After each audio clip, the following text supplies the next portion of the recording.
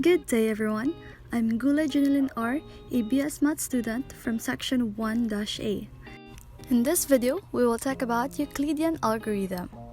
In mathematics, the Euclidean algorithm or Euclid's algorithm is an efficient method for computing the greatest common divisor or GCD of two integers. Basically, it is the largest number that divides them both without a remainder. In Euclid's algorithm, there are two methods to find the GCD. This is the Euclidean algorithm first method. As we have observed, we will create a table in this method. Let's consider this example 1 using the method 1 approach. Find the GCD of 50 and 15. First, we have to create a table that has 4 columns. In the first column, write Q, which will represent the quotient. For the second and third, write A and B, respectively, as our variables of the two parameter. In the last column, write R, which will represent the remainder. It is important to note that for the column A, it has to be the largest value, while the column B has to be the smallest value. In our example, 50 is the highest value, while the smallest value is 15. Therefore, 50 belongs to A and 15 belongs to B. Next step, we have to divide 50 by 15, and we'll get quotient of 3 and remainder of 5. The next step, we have to transfer the value of B to the column of A. Therefore, A is 15.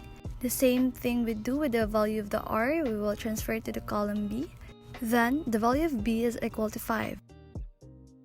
Repeat the algorithm, divide 15 by 5. And now we get 3 as our quotient and 0 as our remainder. After you get the quotient and the remainder, repeat the process, transfer the values, and then divide. In this case, we cannot divide 5 by 0 because it will not perform. It is mathematically invalid or error. We can't get the quotient and the remainder. Furthermore, B is 0, which means that A is automatically the GCD. Therefore, the GCD of 50 and 15 is 5. Let's have another example. Consider the example 2 using the method 1 approach. Find the GCD of 450 and 800. In our example, 800 is the largest number, while 450 is the smallest. Thus, 800 belongs to column A and 450 belongs to column B. Next step, we have to divide 800 by 450. We'll get 1 as our quotient and 350 as our remainder. Next is to transfer the values. So, the value of A is now 450 and B as 350. Repeat the algorithm, divide 450 by 350. We'll get the quotient of 1 and the remainder of 100. Keep repeating the algorithm until we get the 0 value of B. Transfer values. Divide the values of A and B and then get the quotient and remainder. Keep repeating the process of transferring and dividing the two integers until we get the 0 value of B. Now, obviously, we cannot divide the numbers by 0. It won't perform, it is mathematically error. Therefore, we cannot get the quotient and the remainder.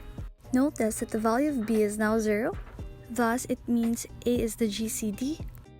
Therefore, the GCD of 450 and 800 is 50. Now, let's proceed to the second method. In Euclidean algorithm method 2, we have the formula as follows. GCD of A and B is equal to GCD of B and A mod B, where A is greater than second parameter B, which also means that the largest number should be A. If B is equal to 0, then return A, which means GCD is already determined. Else, return to Euclid GCD of B and A mod B. This means we have to repeat the algorithm until GCD is determined. Let's consider the example 1 using the method 2 approach. Find the GCD of 120 and 140. Here, the largest number is 140 and the smallest number is 120. So A is equal to 140 and B is equal to 120. Then, followed by the formula. Next step is to substitute the values. Now the GCD of 140 and 120 is equal to GCD of 120 and 140 mod of 120. Now we have to divide 140 by 120 and we'll get 20 as our remainder. Therefore, we have the GCD of 120 and 20. Following the third consideration of the method, we have to solve the GCD of 120 and 20. We divide 120 by 20. We get 0 as our remainder, and therefore we have the GCD of 120 and 0. Following the second consideration, notice that b is now equal to 0. Therefore, we can determine that the GCD is a, and that is equal to 20.